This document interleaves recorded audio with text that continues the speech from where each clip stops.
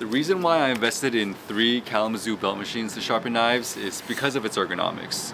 You can sharpen knives using any number of products, but no other machine allows me to work in as much of a neutral and comfortable position. This may not be important if you're only sharpening knives a few hours a week, but I'm physically on these machines 20, sometimes up to 50 hours a week, so I don't want to be hunched over. I want to be comfortable. Let's talk about how we got here. I started with the Ken Onion by Worksharp. Great little machine that I still use today. And I would recommend this if you're just starting out because the angle guide will help you learn how to maintain a consistent angle. I have a video reviewing this too. And then I got the Veal. It's a 1x30-inch belt machine that I mainly got because it could lay flat like this. So I'm having the belt run away from me and I'm sharpening like this. But after hours of working on this machine, I feel a strain on my neck. So then I propped it up using a piece of wood, which wasn't really stable, but it got me to this solution. How can I get a machine that has an arm that angles outward like this? So I noticed that Kalamazoo makes a machine that has an adjustable arm, and I asked if they could integrate that feature into their 1x42-inch belt machine. And they said yeah. They made one for me and I've been using it ever since for the past 3-4 years now.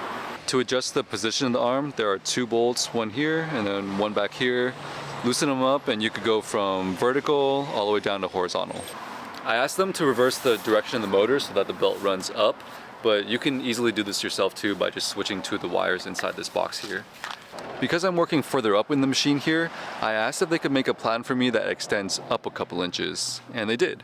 It works great, except for I didn't really like working directly on the metal. It's kind of aggressive and generates heat, so I made this felt platen.